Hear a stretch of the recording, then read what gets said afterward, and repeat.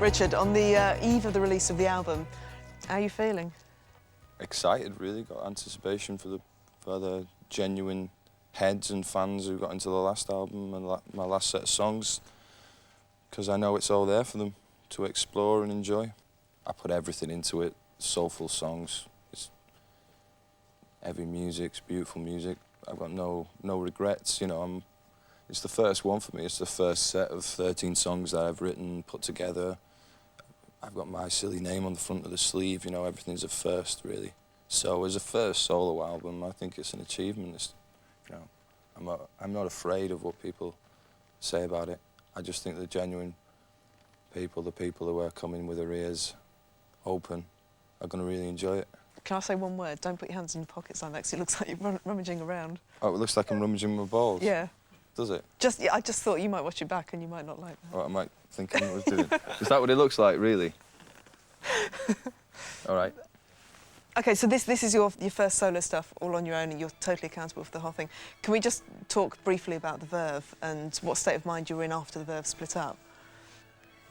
I was as upset as anyone else that the band didn't continue to make more records. There's still a hell of a lot of potential as them, you know, those 4 or 5 musicians together. But relief that I didn't have to go through it anymore. You know, I felt like we'd definitely put a full stop on it. We'd achieved a lot. We'd made a lot of records, many that people haven't even heard yet. I don't know, we'd done so much, but it had been tempered now and again with bad feelings and just the general stuff that surrounds groups, you know. It's very difficult for, you know, to imagine when you're 17 that in 18, when in 10 years' time, that you're not going to want to be in a chrome bus together with all your baggage going through America for 5 weeks. You know each other better than anybody else, so there's no hiding it under the rug, and if you start hiding it under the rug, the pile gets so high, it's just ridiculous. You can't see each other, the rug's so high, so you have to make a decision. Often the right decisions are very painful. That's just life, you know what I mean? I think that was I never wanted to make music for money or out of the fear that I needed to have this band or this title. And I think that's the problem that I'll face when the record comes out, is that everybody will be thinking about the Verve, probably in thinking about the Verve with without any real idea of what we're really about. I don't think anybody knows what went on, and I'm glad about that. I don't want to spill the beans on people that meant a hell of a lot to me. You know, whatever happened, there's no malice with me. There's no need to sell my record on the back of other people. I always find it very distasteful when people do that. What do you need around you then? What kind of things to create the perfect environment for you to be making good music? I don't need much, really. I just need a microphone and some amps and someone behind the desk. Someone making milky coffees. Someone getting milky the beers. Coffees, right? Yeah, someone getting the beers in. Someone in the back skinning it up, and let's just do it. It's easy. It's very, very easy, you know.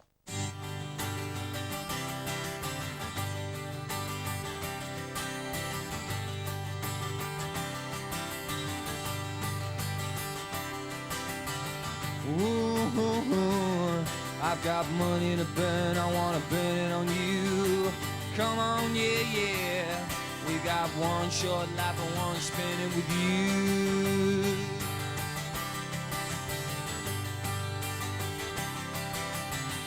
You light my fire, I wanna burn all night, I wanna burn on through. Ah, yeah, yeah.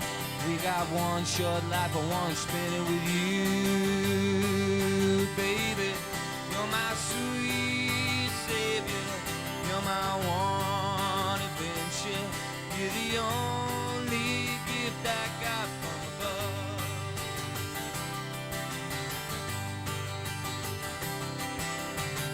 Whoa, we got one last dance, I wanna dance with you. Come on down now. We got one last supper, gonna eat with you. Ah, yeah, yeah. We got one last high, I'm gonna get high too. Come on down now. We got one short life, I wanna spend it with you.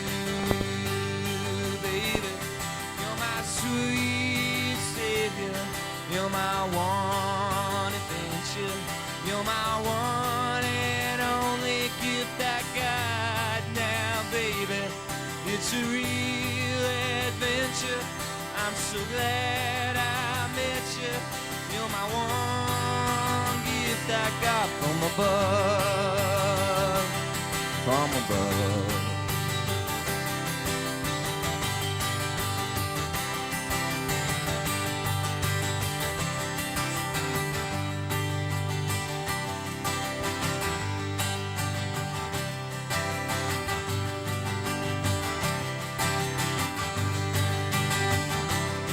Here I come, here I come, here I come, here I come, here I come, here I come, here I come, here I come. Ah, baby, you're my sweet savior. You're my one adventure. You're my one and only gift I got now, baby. It's a real adventure. You're my one vibration. You're my one and only gift I got now, baby. It's a real adventure. I'm not sure where to get you, baby. Come on, baby, come on. I'm burnt on that, burnt on through.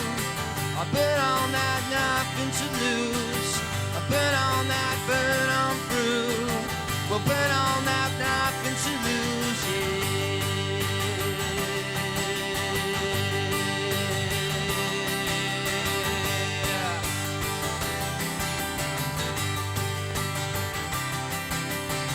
We'll burn all night, we'll burn on through. We'll burn all night, nothing to lose.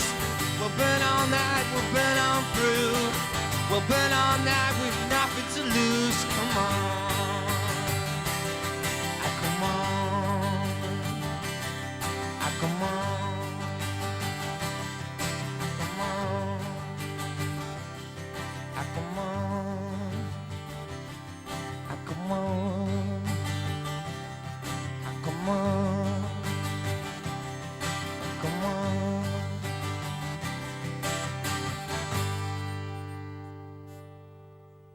People have a difficulty in believing that some kid from Wigan can pull it off. I think they have a difficulty believing we pulled it off with a Verve. You know, I said it all the time from '92 onwards that we were going to end up selling millions of records. But people generally support the underdog, if that's how you see yourself. I don't think they see me as an underdog now because I've got more pounds in the bank. That's simply that. Do you think people resent you wearing good clothes, having your big manor and stuff? My big manor. Oh, my manor house. From what I've heard, it's a big manor. Oh, no, it's not that big at all. I mean, I didn't have that house, I would have gone insane. But, For what reason? I think people people don't realise that when you have had the experiences I've had and done the things I've done, you always see the world with a cracked pair of sunglasses. That's it. Huxley said himself, you take acid once, it changes your perception for the rest of your life. And I'm not just talking about acid, I'm talking about my experiences within the band and music itself. I'll always be slightly cracked. Doesn't matter what's happened within my life. I'm only now, and I probably won't be able to fully say that I've got my life totally in order until next year when I stop touring. So I think people have got this concept of my wife's had a child, I'm married, I'm in a country house, and I'm very comfortable. But you know, that's not the way the human mind works.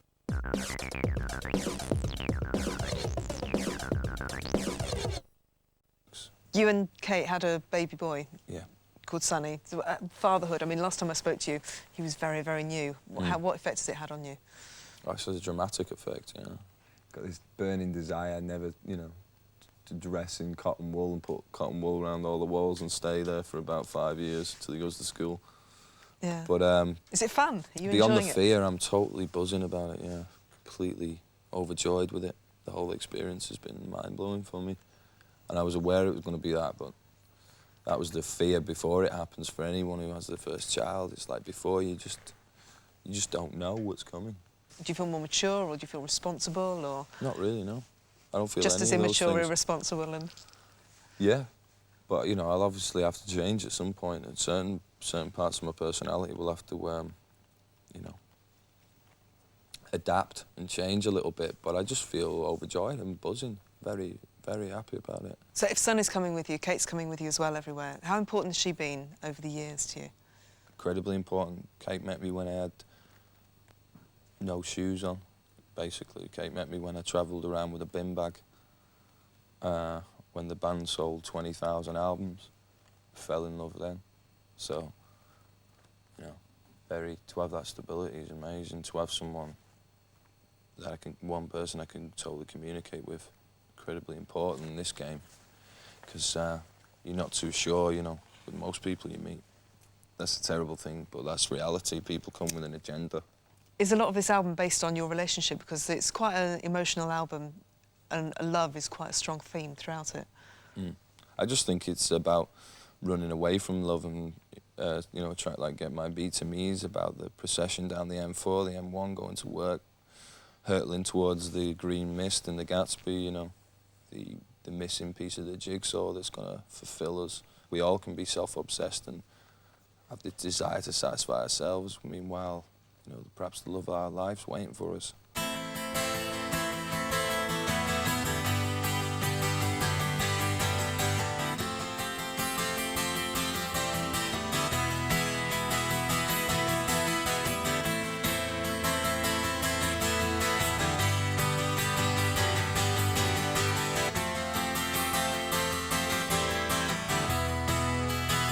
I spent a night, yeah, looking for my insides in a hotel room, waiting for you.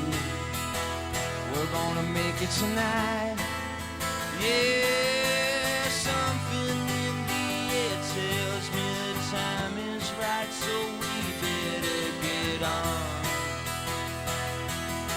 DJ,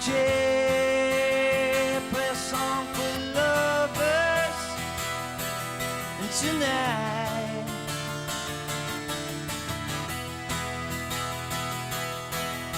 please play a song for lovers. And tonight, don't wanna wait, Lord, I've been waiting all my life, but I'm too late again, I know, but I was scared. Can't you see? I'm moving like a train into some foreign land. I ain't got a ticket for this ride, but I will. To the soul of my lover. And tonight,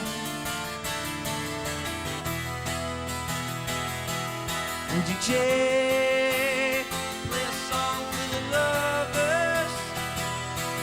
And tonight,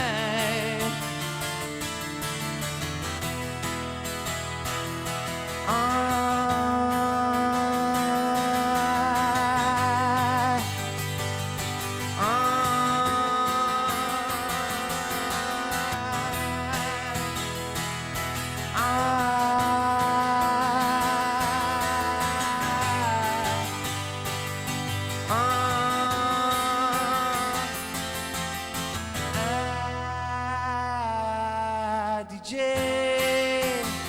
play a song for lovers. And tonight,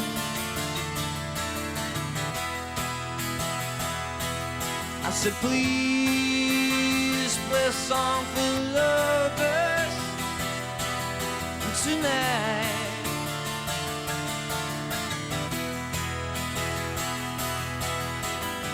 oh brother, won't you lend a hand? I'm alone in a room and I'm waiting for love. I don't know when the stream's gonna stop, but I'm telling you, man, I wanna get off. Oh brother, won't you lend a hand? I'm alone in a room and I'm waiting for love. I not the one to get off. Oh, my mind. Oh, my mind. Oh, my mind.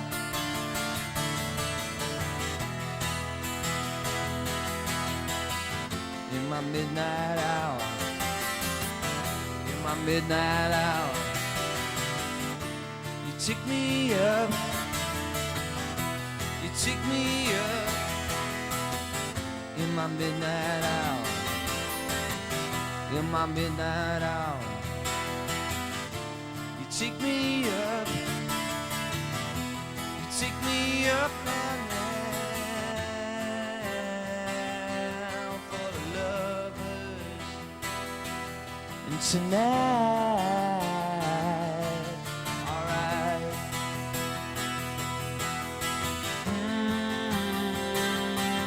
For the lovers and tonight,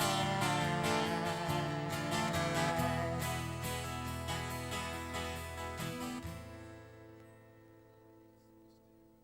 Noel Gallagher famously labelled you as Captain Rock because of the rock and roll antics that came with the package. Are those days behind you now? It's how you define rock and roll. What is rock and roll? What is that essence? What is it? It's Elvis in Sun Studios. It's the Beatles at Shea Stadium. It's Rolling Stones on the '69 tour in America. It's the Sex Pistols. But with what all he was these, with all referring these to was- moments, with all these times I've just talked about, it's not the trappings, it's not the rapping, it's the songs, it's the performance, it's the music, it's the energy within the music that is rock and roll.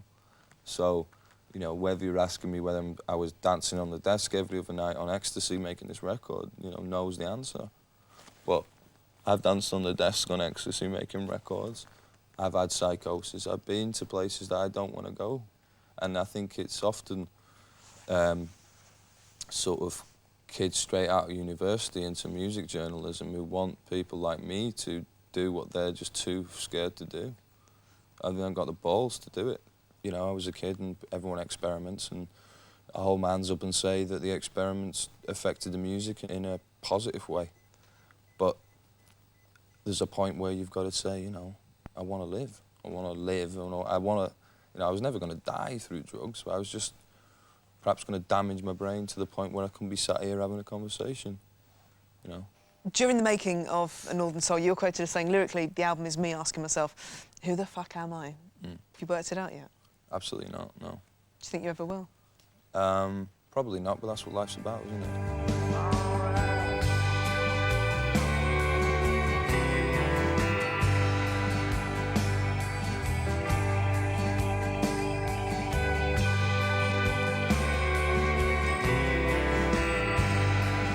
They're here and they're pumping on your television sets. A Supergrass special is next.